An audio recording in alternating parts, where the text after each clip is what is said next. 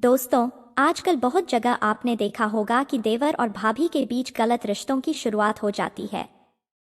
आज की इस कहानी में भी देवर और भाभी के बीच इसी प्रकार का रिश्ता बन जाता है और देवर अपनी भाभी के साथ संभोग बनाने के लिए खेत में ले जाने को उनकी मर्जी के खिलाफ जबरदस्ती उनको राजी करता है। वह अपनी बातों में भाभी को इतना उलझा रहा था कि तरह तरह की बातें करके भाभी को फंसा ही लेता है और ज्यादा कहने के बाद अभी भी उसके साथ खेतों में ही संभोग बनाने को तैयार हो जाती है। पूरी कहानी अभी आपको सुनाने वाली हूँ। कहानी में अंत तक बने रहिएगा। इस कहानी में आपको बहुत मजा आने वाला है और एक बहुत ही अच्छी सीख मिलने वाली है। मेरी आपसे बस एक ही रिक्वेस्ट है, अगर आप हमारे चैनल पर नए दर्शक मेहमान बनकर आए हैं तो कृपया चैनल को सब्सक्राइब कर दीजिए और वीडियो को एक लाइक कर दीजिए और कोई ऐसा प्यारा सा कमेंट कीजिए जो मेरे दिल को छू जाए। अगर आपके पास ऐसा कमेंट हो तो जरूर कीजिएगा। दोपहर हो रही थी। घर में कोमल और उसका देवर पंकज ही था। कोमल बहुत ही सुंदर और आकर्षक थी। रंग गोरा था और शरीर की बनावट ऐसी थी कि कोई भी उसको देखकर यही कहता कि यदि ऐसी औरत मिले तो शादी तक का विचार बना लिया जाए। उसकी खूबसूरती उसके तन से तो थी ही, वह मन से भी उतनी ही खूबसूरत थी। पंकज अपनी भाभी को काफी पसंद करता था, लेकिन अभी उसकी निगाह अपनी भाभी पर इस प्रकार की नहीं थी। लेकिन एक दिन दोपहर में यह दोनों देवर भाभी घर में अकेले थे। तब इन लोगों का समय पास नहीं हो रहा था तो यह दोनों लोग टीवी चलाने लगे। टीवी देखते वक्त कुछ ऐसा दृश्य आ गया जिसको मजबूरन पंकज को हटाना पड़ा। चैनल चेंज करने के बाद पंकज ने दूसरा चैनल लगाया और दोनों देवर भाभी सोफे पर बैठे हुए एक मूवी देखने लगे। उसके कुछ देर बाद कोमल पंकज के लिए चाय बनाने चली गई। तभी अचानक से बारिश होने लगी। कोमल ने पंकज को आवाज दी, छत पर कपड़े पड़े हैं, भीग जाएंगे, उन्हें जल्दी से नीचे उतार लाओ। पंकज छत पर गया तो बारिश तेज होने की वजह से वह भी भीगने लगा। उसने जल्दी से कपड़े लिए और नीचे आ गया। पंकज पूरी तरह से भीग गया था तो कोमल कहने लगी, तुम भीग गए हो, जाओ जाकर चेंज कर लो। अचानक से पंकज के मन में जाने क्या आया। वह अपनी भाभी कोमल से कहने लगा, आप ही चेंज करवा दो। कोमल उसकी बात को मजाक में लेकर मुस्कुराई और चली गई। पंकज का अपनी भाभी से इस प्रकार का यह पहला मजाक था। जब कोमल ने उसकी बात को मुस्कुरा कर लिया तो पंकज की हिम्मत और बढ़ने लगी। अब धीरे धीरे पंकज कोमल से हंसी मजाक करने लगा और बात बढ़ाते बढ़ाते डबल मीनिंग बातों पर भी आ गई। पंकज छोटा था तो कोमल उसकी बातों को मजाक में ही लिया करती थी, लेकिन उसे क्या पता था कि पंकज के दिल और दिमाग में क्या चल रहा है और आने वाले समय में उन दोनों के बीच क्या रिश्ता बनने वाला है। अब धीरे धीरे पंकज ने कोमल से नजदीकी बढ़ानी शुरू कर दी। अब मजाक मजाक में वह उसको इधर उधर टच कर दिया करता और अधिकतर बातें डबल मीनिंग की करता था। एक दिन पंकज का भाई, जिसका नाम किशोर था, वह किसी काम से 3 दिन के लिए बाहर चला गया। अब घर में सिर्फ पंकज और कोमल ही रह गए थे। पंकज ने कोमल से कहा, भाभी समय पास नहीं हो रहा है, चलो कोई गेम खेलते हैं।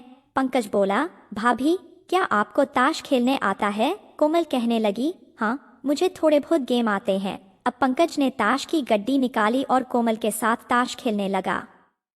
कोमल ने उसको गेम में हरा दिया, जबकि पंकज का प्लान था कि अगर भाभी गेम में हार गई तो आज उनसे अपने दिल की हसरत पूरी करवा कर ही रहेगा। लेकिन हुआ कुछ उल्टा ही। पंकज ने सोचा कि अब दूसरा तरीका अपनाना पड़ेगा। पंकज को अपनी भाभी का आकर्षण बहुत परेशान कर रहा था। यूं कहा जाए कि वह अपनी भाभी कोमल के लिए तड़प रहा था। घर में 2 बाथरूम बने हुए थे, एक नीचे था और एक ऊपर वाले फ्लोर पर था। बाथरूम के सामने 3 कमरे भी बने हुए थे जिनमें किराएदार रहते थे, लेकिन अभी वह कमरे खाली पड़े हुए थे। एक दिन पंकज की निगाह पड़ी तो उसकी भाभी बाथरूम से निकलकर सामने वाले कमरे में निर्वस्त्र ही चली गई। यह पूरा दृश्य पंकज नीचे से खड़े हुए जाल में से देख रहा था। अब यह दृश्य देखकर उसकी आंखों के सामने से यह दृश्य हट नहीं रहा था।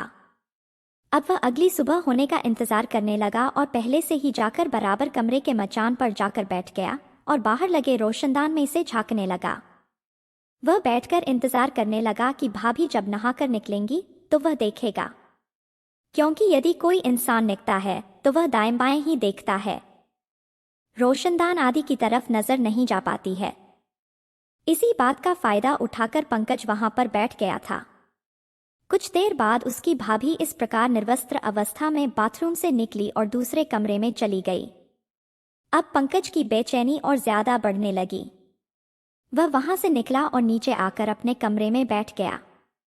कुछ देर बाद उसकी भाभी तैयार होकर नीचे आई तो पंकज ने कह ही दिया, भाभी मैं आपको बहुत पसंद करता हूँ और मुझे आपसे प्यार हो गया है। यह सुनकर कोमल हंसने लगी और कहने लगी, तुम मुझसे इतने छोटे हो और यह किस प्रकार की बात कर रहे हो।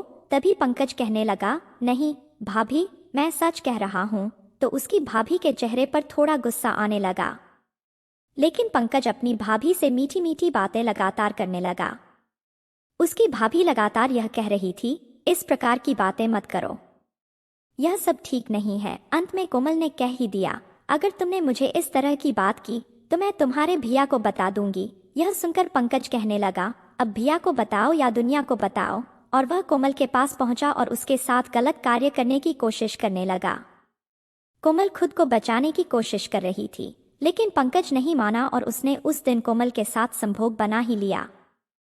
भले ही यह सब कोमल की मर्जी के खिलाफ था, लेकिन उसको भी पंकज के साथ काफी अच्छा लगा था, क्योंकि उसका पति उसको संतुष्ट नहीं कर पाता था और पंकज ने उसको वह खुशी दे दी थी जो उसे नहीं मिल रही थी। तभी कुछ देर बाद पंकज कहने लगा, भाभी मुझसे गलती हो गई, मैंने आवेश में आकर इस तरह का कदम उठा दिया। कोमल कहने लगी, मुझे तुमसे इस तरह की उम्मीद नहीं थी। लेकिन कोमल के मन में भी अब पंकज के प्रति भावना जागृत हो चुकी थी। अब उसकी नजर में परिवर्तन आ गया था। फिर उसने पंकज से कहा, इस बारे में किसी को पता नहीं लगना चाहिए। अगर इस बारे में तुम्हारे भैया को पता लगा तो वह बेवजह मुझे घर से निकाल देंगे और तुम्हारी गलती की सजा भी मुझे देंगे। पंकज ने कहा, ठीक है भाभी, जैसा आप कहें वैसा ही होगा।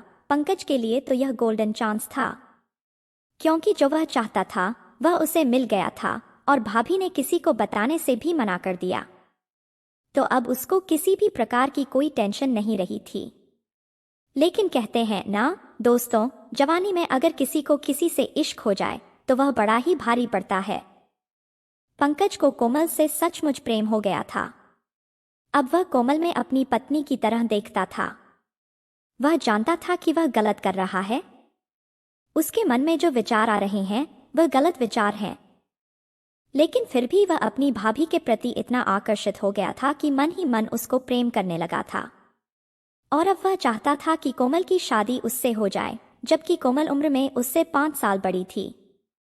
एक दिन पंकज ने कोमल से कहा, मैं आपसे प्यार करने लगा हूँ और शादी भी करना चाहता हूँ। यह सुनकर कोमल कहने लगी, अब तुम फिर से पहले जैसी बात कर रहे हो, मुझे इन सब बातों में कोई इंटरेस्ट नहीं है। कोमल को भी पंकज पसंद था, लेकिन वह ऊपरी मन से उसे मना कर रही थी। धीरे धीरे इन दोनों की इसी प्रकार की बातें दोस्ती और प्यार में तब्दील हो जाती हैं। दोनों लोग यह नहीं सोचते कि फिर वह कितना गलत कदम उठाने वाले हैं। अब कोमल और पंकज के बीच कोई भी फासला या दूरी नहीं रही थी। यह दोनों लोग घर में ही संभोग स्थापित किया करते थे और जब भी मौका मिलता तो अपना गंदा खेल खेलना शुरू कर दिया करते थे। फिर एक दिन पंकज ने कोमल से गन्ने के खेत में घूमकर आने के लिए कहा। कोमल मना करने लगी, लेकिन पंकज जिद करने लगा तो वह मान गई और फिर खेत में जाकर पंकज कोमल से संभोग बनाने को कहने लगा। कोमल मना करने लगी तो वह उसे मनाने लगा और फिर धीरे धीरे कोमल उसकी बात मान गई और इन दोनों लोगों ने उसी खेत में 3 से 4 बार संभोग स्थापित किया। दोस्तों, इस तरह का गलत कार्य कभी नहीं छुपता है। एक दिन इन दोनों लोगों को कोमल का पति किशोर रंगे हाथों पकड़ लेता है। अब इस बात का बतंगड़ बन जाता है और घर में क्लेश शुरू हो जाता है। कोमल का पति उसे काफी बुरा भला कहता है और मारने पीटने भी लगता है। तभी बीच में पंकज आ जाता है और वह कहने लगता है, इस प्रकार की हरकत आप उनके साथ नहीं कर सकते। तभी किशोर कहता है, धोखा देना गलत बात है और रिश्तों में धोखा देना और भी ज्यादा गलत बात है। तुम दोनों ने जो मेरे साथ किया उसका खामियाजा जाता तो तुम्हें भुगतना पड़ेगा। यहाँ नहीं तो ऊपर वाले के यहाँ सजा तो तुम्हें मिलेगी। और वह अपनी पत्नी कोमल से कहता है, मैं तलाक के पेपर तैयार कर रहा हूँ, तुम कल मेरे जीवन से दफा हो जाना। कोमल यह बात अपने मायके में फोन करके बता देती है। कोमल के दो भाई थे जिनका नाम रजत और विक्रम था। दोनों ही दबंग किस्म के इंसान थे। जब वे दोनों घर पर आए तो कोमल ने पूरी बात अपने दोनों भाइयों को बता दी। कोमल के दोनों भाइयों ने कोमल को काफी डांटा और कहा, जिस तरह की हरकत तुमने की है वह गलत है, लेकिन फिर भी हम मामले को निपटाने की कोशिश करते हैं। अब रजत और विक्रम किशोर के पास पहुंचते हैं और उसे कहते हैं, जीजा जी, आपके घर का मामला है, जो हुआ है उसको भूल जाइए और आगे के जीवन को अच्छे से जीना शुरू कीजिए। किशोर उनकी बात नहीं मानता है और इन दोनों लोगों के बीच में कहासुनी होने लगती है। किशोर बातों ही बातों में कहने लगता है, तुमने अपनी बहन को यही संस्कार दिए होंगे, तभी वह इस तरह के गंदे कार्य जगह जगह कर रही है। तब विक्रम और रजत किशोर से कहने लगे, हमारी बहन गलत है, चलिए हमने माना, लेकिन क्या आपका भाई दूध का धुला हुआ है? उसने भी तो आपके साथ धोखा किया है। मेरी बहन को तो आप तलाक देकर छोड़ रहे हैं, क्या अपने भाई को भी घर से निकाल रहे हैं? यह बात किशोर के दिल को लग जाती है और वह शाम को घर आकर पंकज से कहता है, कोमल के साथ में तुझे भी घर से निकलना होगा। पंकज इस बात को सुनकर चौंक जाता है और अपने बड़े भाई किशोर से कहता है, मुझसे जो गलती हुई है उसके लिए मैं आपसे माफी मांगता हूँ, लेकिन मैं घर छोड़कर नहीं जाऊंगा, क्योंकि इस घर पर जितना अधिकार आपका है उतना मेरा भी है। तब किशोर कहता है, घर पर तेरा अधिकार था लेकिन मेरी पत्नी पर नहीं।